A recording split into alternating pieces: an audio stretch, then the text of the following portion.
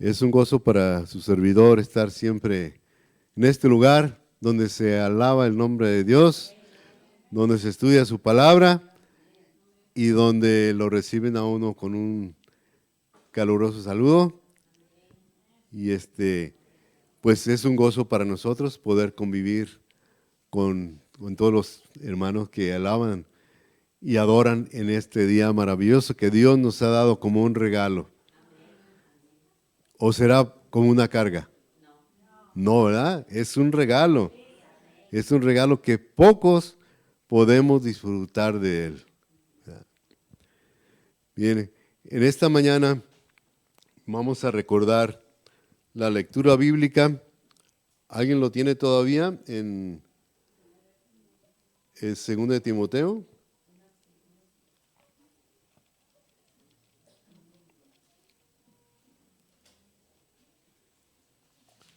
Segunda de Timoteo 1:7, voy a darle lectura.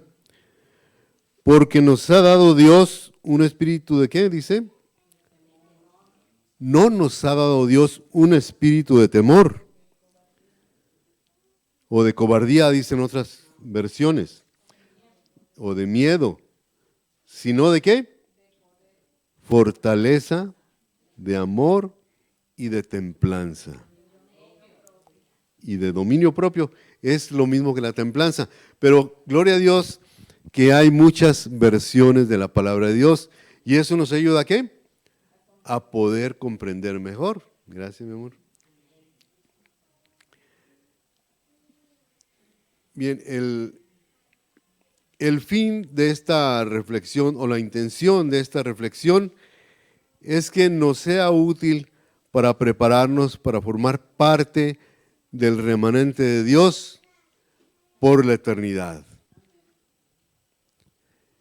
Y a reunir en nuestro carácter las características que tiene un verdadero cristiano, suficientes como para reflejar la gloria de Dios. Porque muchos llegan a formar parte del remanente de Dios, pero a veces es temporalmente. Entonces, mi deseo y mi oración también es que todos los que estemos aquí formemos parte, pero para formar parte de ese remanente por la eternidad. ¿Sí?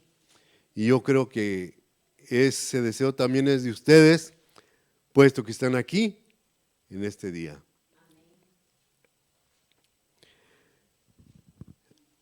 Aquí en Jueces, capítulo 7, nos narra una historia. No vamos a ver toda la historia, pero vamos a ver un punto interesante que la mayoría conocemos. Jueces 7, voy a leer el 1 y el 2. Levantándose pues de mañana Jerobaal, el cual es Gedeón, y todo el pueblo que estaba con él, asentaron el campo junto a la fuente de Jarod, y tenía el campo de los madianitas al norte, de la otra parte del collado de More en el valle. Y Jehová dijo a Gedeón: el pueblo que está contigo es mucho para que yo dé a los madianitas en tu mano, porque no se alabe Israel contra mí diciendo: mi mano me ha salvado. Y el 3 dice: haz pues ahora pregonar que lo oiga el pueblo diciendo: el que teme y se estremece, madrugue y vuélvase desde el monte de Galad. Y volviéronse del pueblo, ¿cuántos? 22,000. ¿Y quedaron cuántos? 10,000. De hecho, fue una tercera parte que se regresó, más 2,000. ¿Sí? Digo, 2/3 partes, perdón. Porque eran 32,000, por lo que menciona aquí. Si se regresaron 22,000 y quedaron 10,000, eran 32,000. Entonces se regresaron 2/3 más 2,000. ¿Sí? ¿Y por qué se regresaron? Porque tenían temor, tenían miedo. Dice, se estremecían. Y cuando uno se estremece, sí es mucho su temor. Entonces, ¿por qué se animaron a ir con Gedeón o Jerobal, que es el mismo? Bueno, muchos venimos a la iglesia porque hay muchas causas. Pero a la hora de confesar a nuestro Dios, ¿qué sucede? No lo hacemos. En ciertas ocasiones nos da miedo también hacerlo, nos da temor. Pero el texto dice, ¿qué cosa? Que Dios nos ha dado, no nos ha dado un espíritu de cobardía, sino de ¿qué? Lo contrario, vamos a resumir. ¿Qué es lo contrario a la cobardía? El valor, la valentía.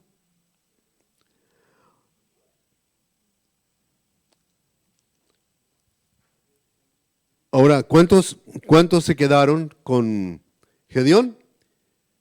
10,000. Y todavía de esos 10,000, dice Dios, como que son muchos todavía.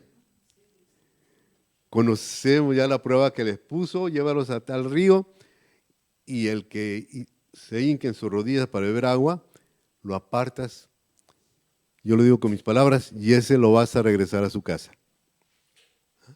¿Cuántos se quedaron finalmente? 300. Mis hermanos,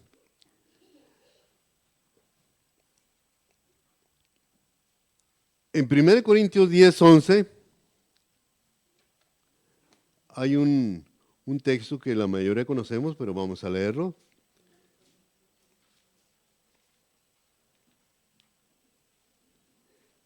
Primero de Corintios 10:11 dice de la siguiente manera: y estas cosas les acontecieron en figura y son escritas para nuestra admonición, en quienes los fines de los siglos han parado. ¿Para qué le estoy yo mencionando esto?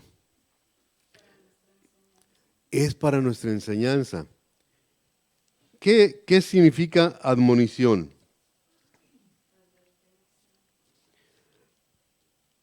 Advertencia, amonestación. ¿Sí? Bueno, yo saqué una definición. Dice, discurso con que se hace ver un mal y se invita a corregirse. Creo que estamos de acuerdo en esta definición, ¿verdad?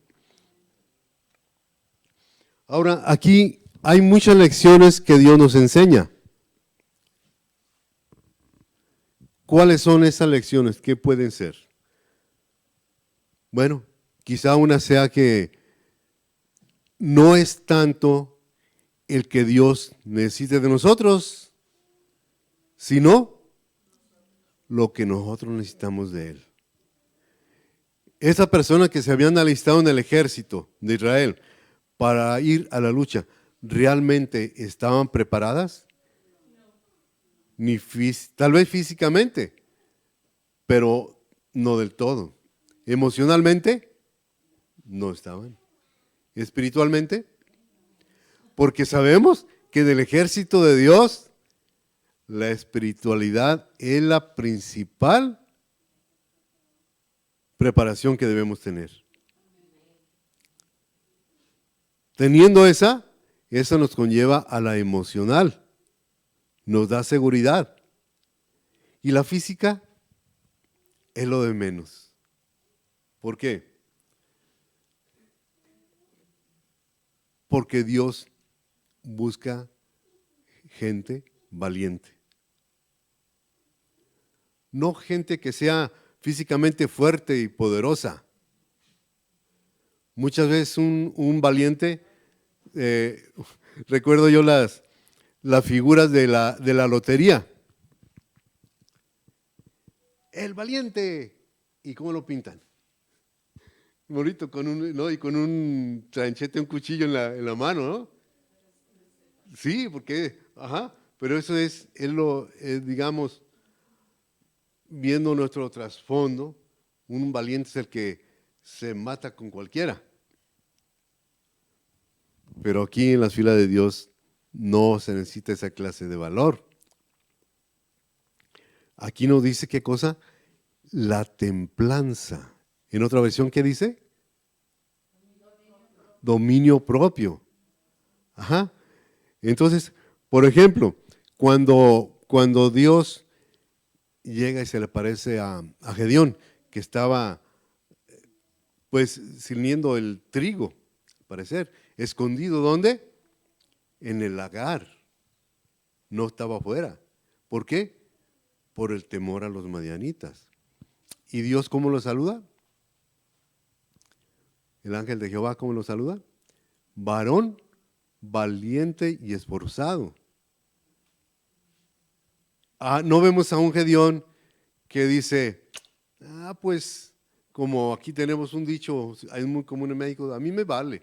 Yo voy a cernir el trigo aquí afuera y que me vean lo que me vean. No. El valor verdadero es ¿qué cosa? Dominio propio. Templanza. Él usó ¿qué cosa? La prudencia, ¿para qué? Para hacer el trabajo que tenían que hacer, porque tenían que comer. Y se daban cuenta los madianitas y llegaban y les arrebataban todo. Entonces, si lo aplicamos esto a nuestros tiempos, ¿cuántos de los que venimos a la iglesia en el fuerte zarandeo, digamos, quedaríamos de pie?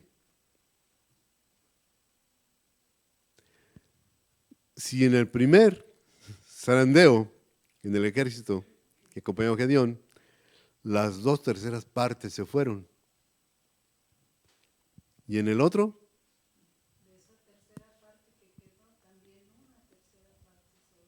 solamente, solamente una parte.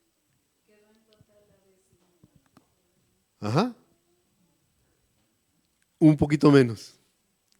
Digo, porque eran 32, redondeando, digamos, una 1/3 parte. Y con eso hizo Dios maravillas. No nos menciona ahí, tampoco no da muchos datos, que fueran los más fuertes, los más corpulentos. No, mis hermanos. Para vencer un Goliat no se necesita otro Goliat. ¿Se necesita quién? Un David. Y puede más los David que los gigantes que nos acosan, hermano. Ahora, en Apocalipsis, este hermoso libro que tantas lecciones nos da y no acabamos de discernirlo todo, hay algo que me ha llamado la atención, un versículo, le he comentado a mi esposa muchas veces, en Apocalipsis 21:8.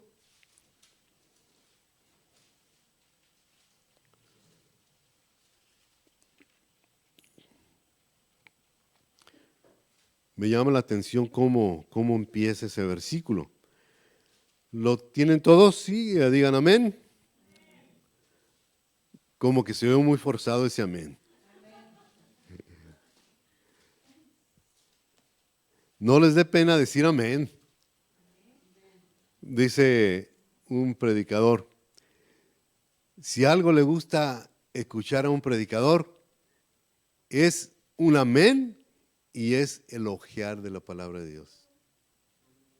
El ruido que hace al estar hojeando la Biblia. ¿Señal de qué? De que todos están atentos, ¿verdad? Y con las Biblias electrónicas como que no es lo mismo, ¿verdad? No digo que me voy a oponer a eso. Cada quien estamos con libertad, pero sí es más bonito. Un libro siempre es un libro. Ok. ¿Qué dice este versículo? Pero los cobardes e incrédulos, los abominables y homicidas, los fornicarios y hechiceros, los idólatras y todos los mentirosos tendrán su parte en el lago que arde con fuego y azufre, que es la muerte segunda. Duro este versículo, ¿verdad? En otros dice, malos temerosos e incrédulos, pero sí es malos cobardes e incrédulos. Los abominables y homicidas, los fornicarios y hechiceros, los idólatras y todos los que, los mentirosos, su parte será ¿dónde? Que arde con fuego, que es ¿qué cosa? La muerte segunda. Y me llama la atención un detalle. ¿Alguien de la iglesia ha sido borrado por cobarde? ¿Por incrédulo? ¿Por abominable? No se dan cuenta. Las abominaciones son escondidas casi siempre. Por homicida, sí, tal vez. Por fornicario, pues también, y cuando se dan cuenta. Hechiceros, pues también muchas veces escondidas. Por idólatra, pues no se dan cuenta del todo. Son pecados escondidas. Y por mentirosos, ¿alguien ha sido borrado de la iglesia por mentiroso? Más bien a veces por decir la verdad. Mis hermanos, qué curioso que la mayoría de esos pecados la iglesia no va a llamar la atención a la gente. Pero por otros pecados sí lo están borrando de la iglesia. Aunque no sean pecados, pero a veces se les toma como pecado. Mis hermanos, lo más maravilloso es depender de un Dios que cuando nos juzga, lo hace con justicia y con misericordia. ¿Sí? Y depender de los hombres no es lo mejor. Digo, en ese aspecto. Y muchas veces nos cuidamos de los hombres, pero de Dios no. Y queremos quedar bien con los hombres en lugar de quedar bien con Dios. Aquí en el 22 también, 22:15, aquí añade otro más, dice, malos perros estarán afuera. ¿Y quién más? Los hechiceros, disolutos, otros que se mencionaba, homicidas, los idólatras y cualquiera que aquí agrega una forma diferente de la mentira. Cualquiera que ama y hace mentira. ¿Cómo es eso? Amar y hacer mentira. Mis hermanos, pues es la hipocresía. ¿Por qué? Amamos, nos gozamos en la cosa de Dios, nos gusta convivir con los hermanos, nos gusta predicar, nos gusta participar, nos gusta hacer muchas cosas, pero escondidas hacemos otras. O cuando estamos fuera de la iglesia, me mencionaba el otro día un hermano, dice, no, dice, yo era capaz de quitarme el uniforme de adventista y darle unas cachetadas. ¿Cómo, hermano? Pues ese uniforme no se puede quitar, porque no es un disfraz. O sea que muchas veces así lo tenemos, como un disfraz. Y eso es amar y hacer mentira.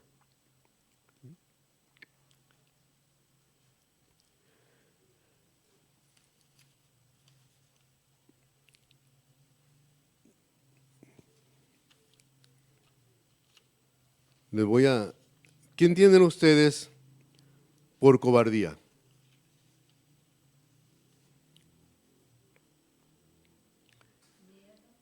Miedo. Ujú. Falta de valor. Ok, le voy a leer aquí una traducción. Persona que siente miedo ante situaciones difíciles o muestra falta de valor para emprender acciones peligrosas que conlleven cierto riesgo.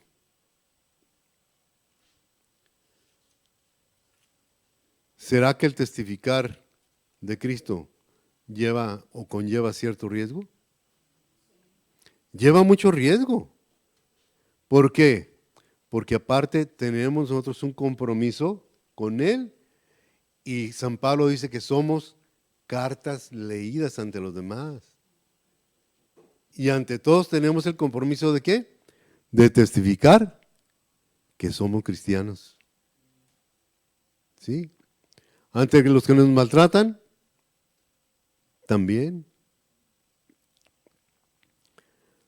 Ante los que se burlan de nosotros, también.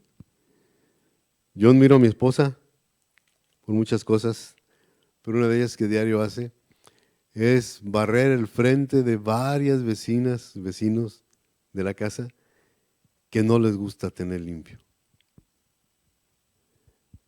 Y hay alguien que se ha expresado de una forma cruel, que barran las tontas, pero con otra palabra. Y sin embargo, mi esposa no deja de hacerlo. Es un testimonio que está dando. No sé de qué manera lo tomen, pues cada quien lo toma diferente. Pero yo la admiro por su perseverancia, ¿verdad? Y la felicito también. Me voy a permitir leerles aquí una carta que encontré. Se la mandaron a una persona que no conozco como un regalo de Navidad. Pero voy a leerla ante ustedes. Bueno, lo voy a leer toda. Dice, hace algunos años mi amiga Marcela Domínguez me hizo llegar un valioso texto relativo. Dice el que relativo a la Navidad, yo no le hago nada de navideño, pero más bien tal vez relativo porque en ese tiempo era Navidad y como un regalo se lo mandó. Que este día comparto con apreciables lectores.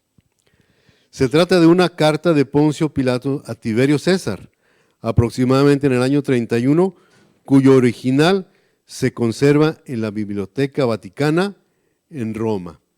Si hay alguien que pueda ir y quiere investigar, pues adelante.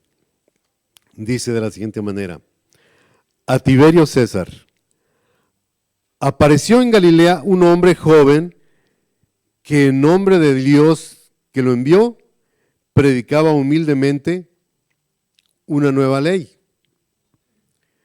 Primero temí que su intención fuera sublevar al pueblo contra los romanos, pero pronto se borraron mis sospechas.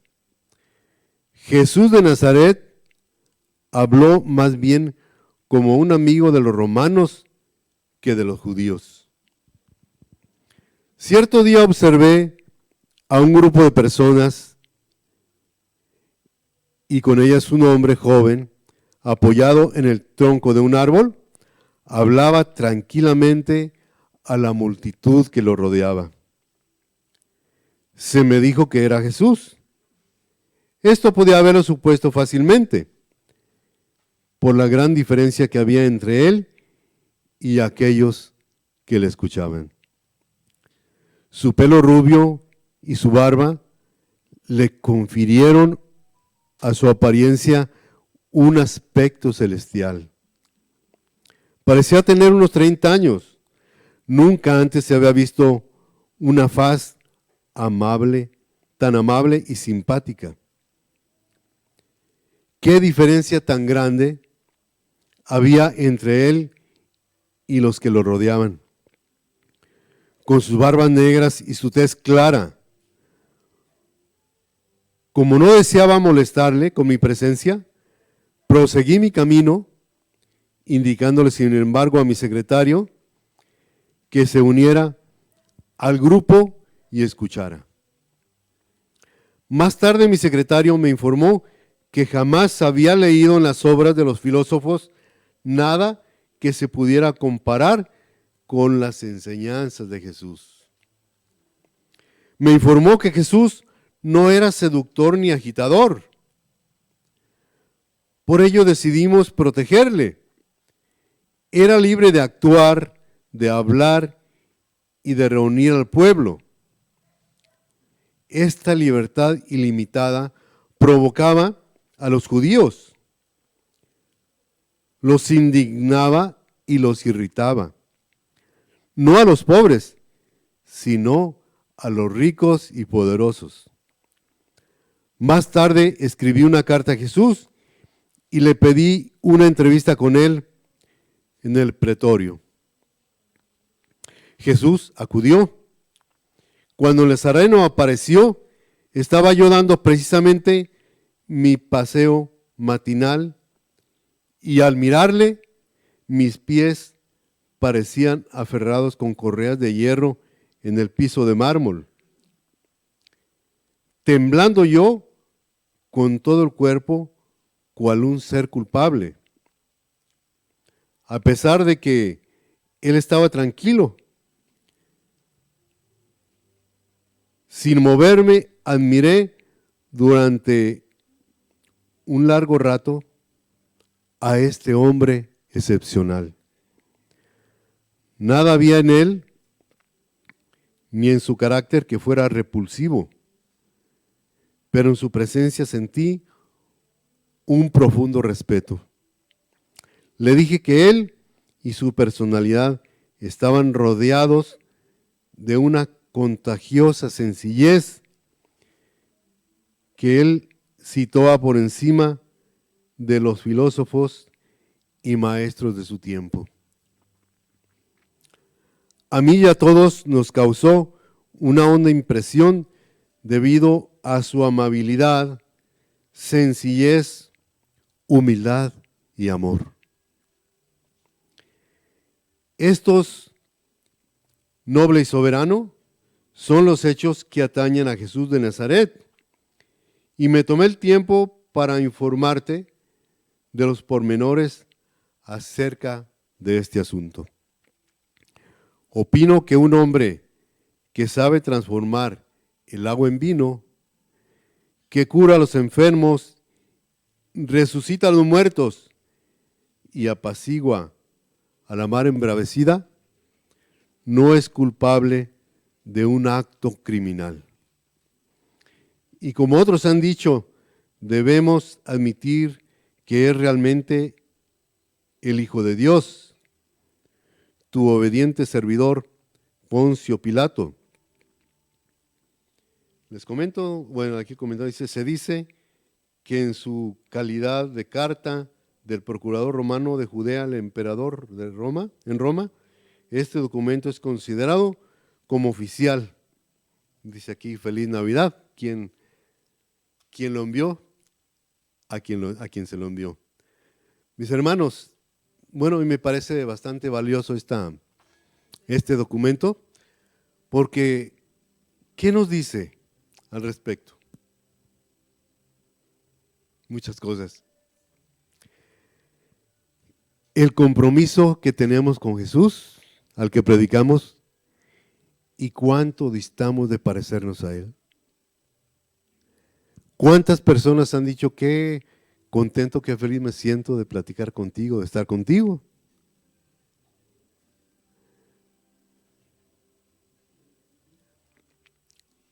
Ahora, conocemos la historia en breve, de Pilatos, o Pilato, como está escrito ahí. Él ya conocía más de Jesús.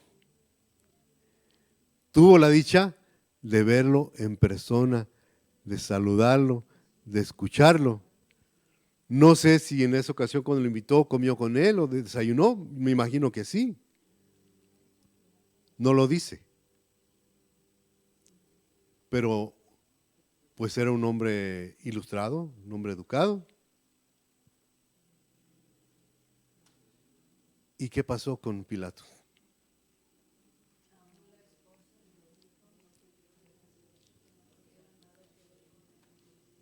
Todavía la misericordia fue grande hacia él. Él en cierta ocasión le dijo cuando estaba allí, ¿No sabes que tengo poder para salvarte, para soltarte o para condenarte? No lo tuvieras si no te fuera dado ¿de quién? De mi Padre.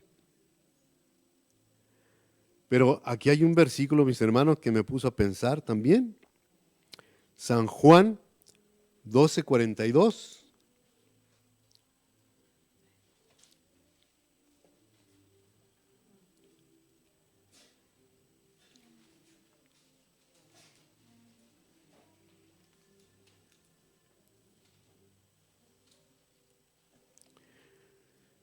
Dice así la palabra de Dios. Con todo eso, aún de los príncipes, muchos creyeron ¿en quién? En él. Mas por causa de los fariseos no lo confesaban, por no ser echados ¿de dónde? De la sinagoga. Y el 43. Porque amaban más la gloria de los hombres que la gloria de Dios. Tenían miedo que lo desfraternizaran de la iglesia por decir la verdad, por confesar a Jesús de Nazaret. ¿Sí? Mis hermanos, pero quiero decirles una cosa. La administración de aquí de la tierra no siempre coincide con los registros de allá del cielo. Y muchas veces hay una gran diferencia. Sí. Por eso debemos aprender ¿a qué? A depender de Dios. Y ser valientes, dice el Espíritu de Profecía, en el libro de la educación, ¿recuerdas? Que no se compran ni se vendan. Hombres que se mantengan fieles como la brújula al polo. Hombres que testifiquen de la verdad, yo con mis palabras, de la verdad, o sea que estén de parte de la verdad y la justicia, aunque se desplomen, ¿qué cosa? Los cielos. Mis hermanos, y si el consejo es que nos mantengamos fieles a la verdad, aunque se desplomen los cielos, que no se desplome la organización de la iglesia, los que la dirigen. La organización va a durar mientras Dios lo permita. Va a haber un momento que va a ser zarandeado y la organización no va a tener ninguna injerencia. ¿Por qué? Porque el nombre ya no es nada. Solo queda el hombre. ¿Cuál? El que sea fiel. El que se mantenga fiel, aunque se desplomen los cielos. Allí se va a ver quiénes son los verdaderos pastores. ¿Sí? Y se va a ver quiénes son los asalariados. Que la palabra de Dios no los menciona. Los verdaderos pastores y los asalariados. Ahora que ya no hay el billete, ¿qué voy a hacer? Pues si te quitas el uniforme de adventista, es tu decisión. Si te aferras a la mano de Dios, a sus promesas, y recuerdas que Dios no te ha dado un espíritu de cobardía, tú vas a permanecer y a lo mejor vas a tener que trabajar con más ganas. A lo mejor va a pasar días sin comer. No sé, Dios promete no dejarte. ¿Cómo le va a hacer? ¿Quién sabe? Pero salchicha no va a haber. Ni jamón tampoco, ¿verdad? Ni tofu. Ajá. Ni vas a tener tiempo de llevarte el Nor Suizo allá al campo. Ni soya. Bueno, soya sí. Soy adventista. Ok. Mis hermanos, ahorita tenemos un compromiso grande porque lo mencionaba hace rato nuestro hermano Gediael, estamos a punto o estamos en transición para iniciar otra etapa en el mundo. que podemos tener idea de cómo va a ser, pero en realidad no sabemos cómo va a ser. Lo hemos predicado por muchos años, pero no sabemos en la realidad cómo va a ser el cambio. Pero se está comenzando a vislumbrar, ¿sí? Y esto que están haciendo de la pandemia y de las vacunas, todo eso, son ensayos precisamente para ver cómo van a tomar control o cómo están tomando control del mundo, ¿sí? Y es el momento en el cual nosotros debemos estar aferrados siempre a sus promesas, a su palabra. Cuando se hablaba hace un momento acerca de la fe, muchos de ellos vieron la venida de Cristo, de los patriarcas, y se gozaron. ¿Quién no se va a gozar? Ese es uno de los eventos más grandes. Es el más grande que esperamos la humanidad. Digo, porque un evento grande no fue la creación, pero no nos tocó verlo. Nos va a tocar verlo de regreso.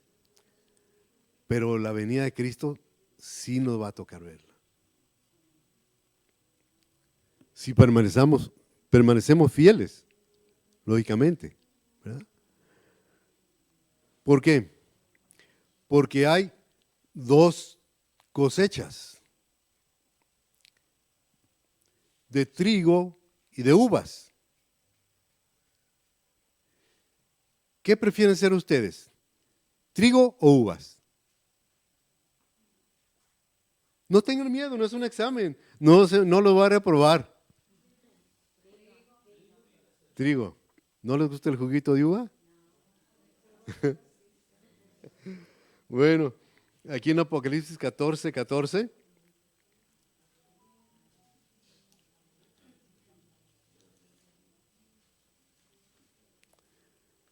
Nos habla ahí de dos cosechas. Una de los valientes y otra va a ser de los cobardes. El versículo 14, ¿ya lo tienen todos? Sí, amén. Ahora sí se oyó mejor. Y miré y he aquí una nube blanca y sobre la nube uno sentado semejante al Hijo del Hombre, que tenía en su cabeza una corona, una corona de oro, y en su mano ¿qué tenía? Una hoz aguda. Ayúdame con el siguiente versículo, el 15.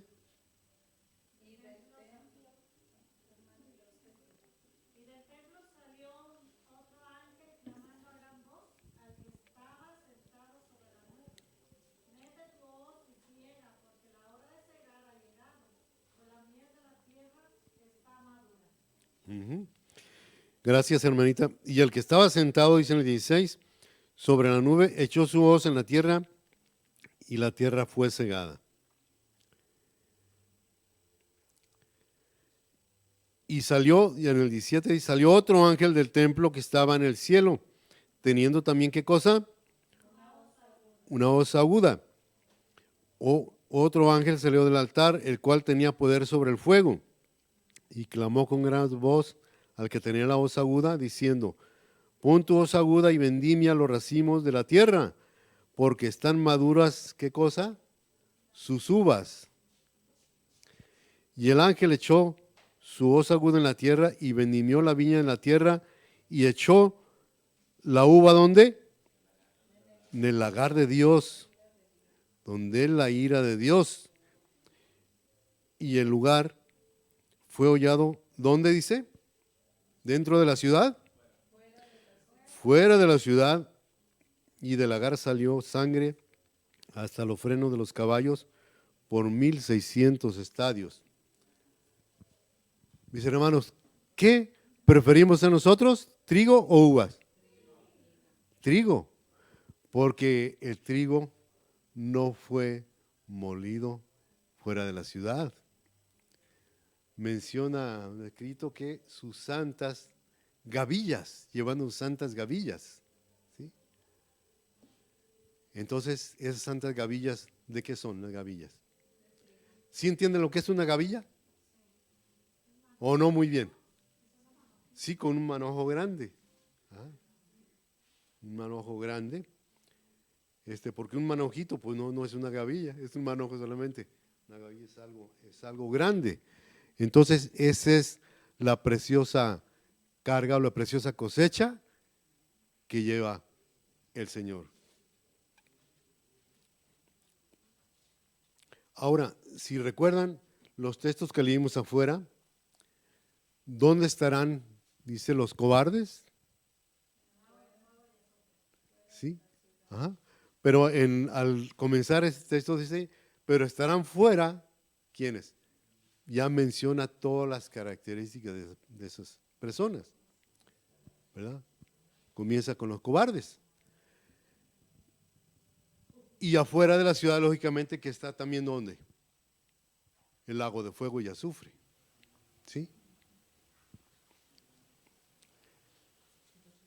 Entonces, mis hermanos, voy a terminar esta reflexión leyendo unos textos. O si gustan ayudarme,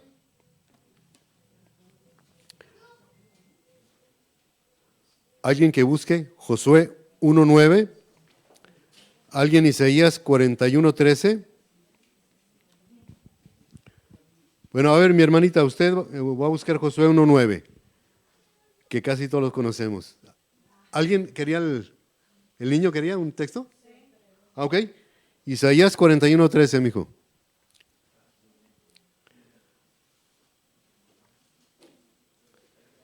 Salmo 27:1, ¿alguien? ¿Un voluntario? Mi hermanita, Salmo 27:1. Y Lucas 12:32 lo voy a leer yo. Cuando lo lean, léanlo con voz fuerte, tranquilos, para que todos lo escuchamos y lo podamos entender, ¿sí? No llevamos tanta prisa por ello.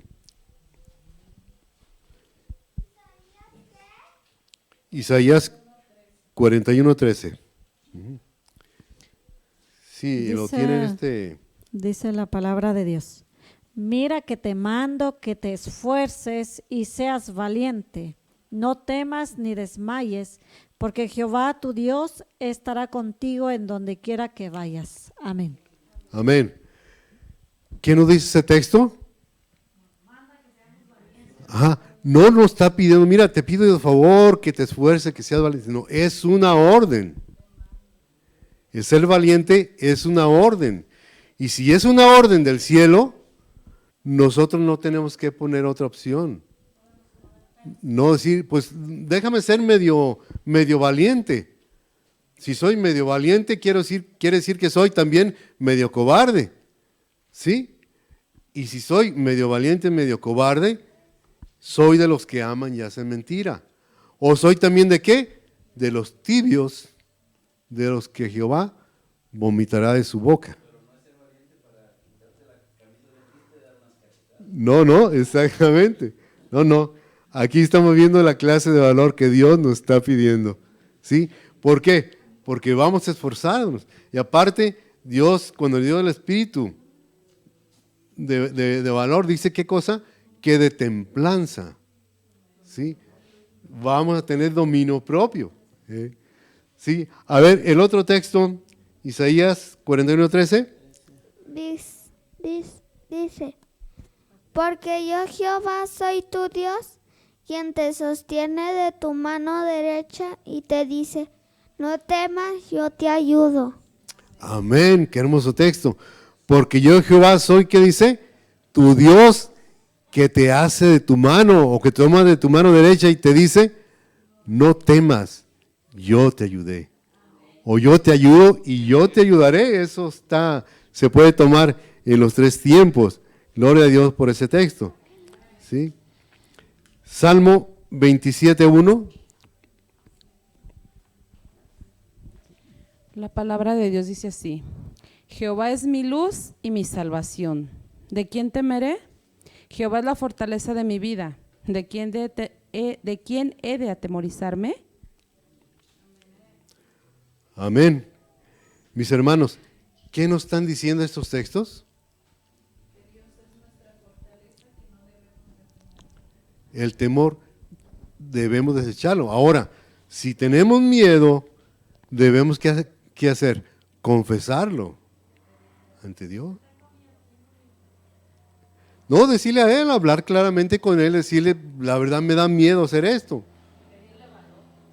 Pedirle valor, exactamente. Así como nos dice que pidamos fe, también podemos pedir valor.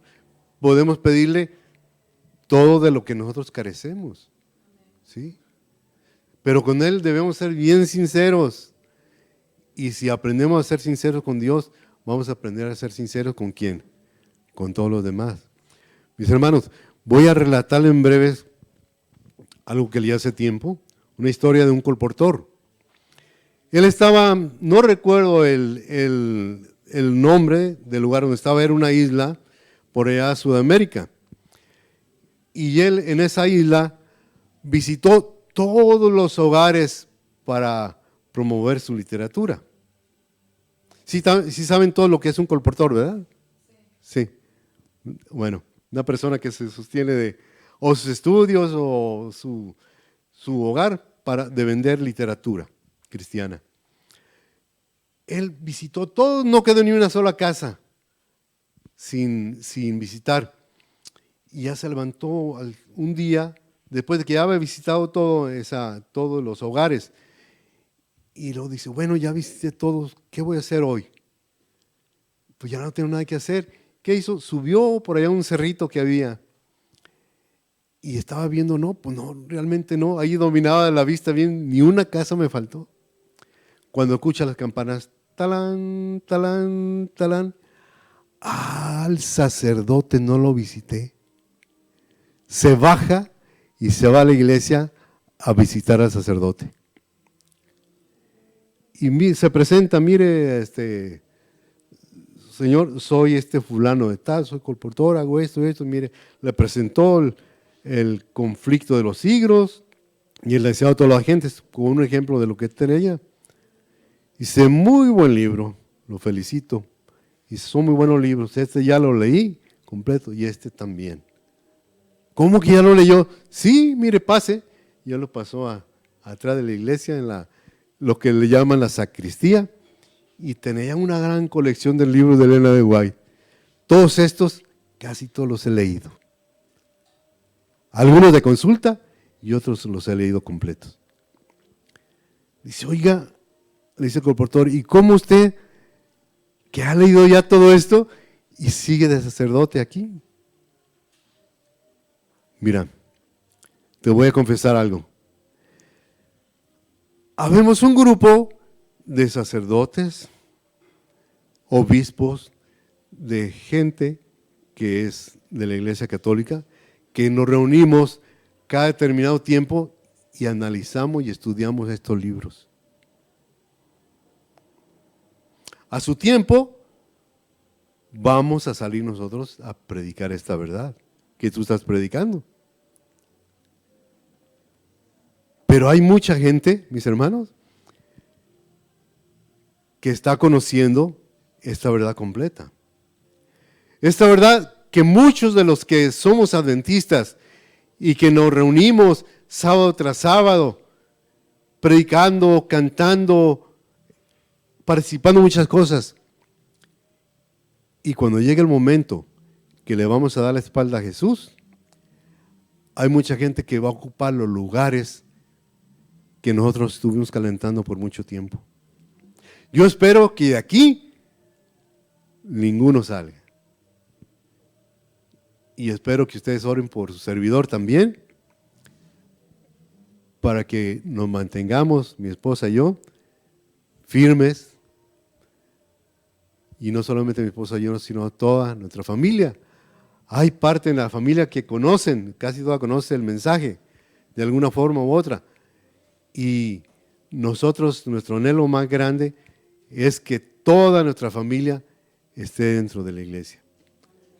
Pero no solo un tiempo, sino que cuando ellos regresen, aunque a veces nosotros lo vemos muy lejano, porque somos humanos, que ellos regresen, pero regresen para quedarse. Y que lleguen a formar parte siempre de ¿qué? Del remanente de Dios, pero, como les decía, por la eternidad. Porque es el regalo o que Dios nos tiene, el galardón que Dios nos tiene, que nos va a entregar Jesús, no va a ser poca cosa. Realmente de aquí nada vale la pena para aferrarse, ninguna cosa material, por perder lo que Él nos está dando. Hay un canto que muchas veces he cantado: no dejes que otro tome tu corona. Claro, no va a haber escasez de coronas. No va a haber escasez de coronas. Dios en el cielo fabrican suficientes. Pero la corona que tú debías de portar, no dejes que otro la tome. Aférrate a las promesas y esfuérzate y sé valiente. Eso lo digo primeramente por mí. Dijo San Pablo, yo soy el número 1. Menciona el pastor Bullón, yo soy el número 2. No sé qué número sea yo, pero igualmente necesitamos de la fortaleza que Jesús nos da. Voy a leer el último versículo, Lucas 12:32.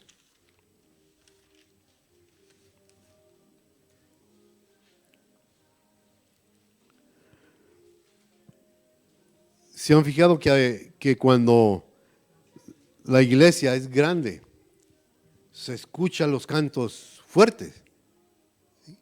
Los amenes muchas veces también. Y todos nos sentimos contentos porque somos un grupo grande. Sin embargo, aquí Lucas dice: no temáis, manada pequeña, porque al Padre le ha placido daros, ¿qué cosa? El reino. Mis hermanos, si no estamos en una iglesia grande, no debe ser esa nuestra preocupación.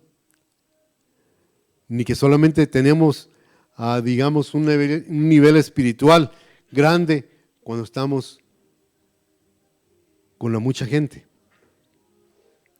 Recordemos que siempre ha sido, ¿qué cosa?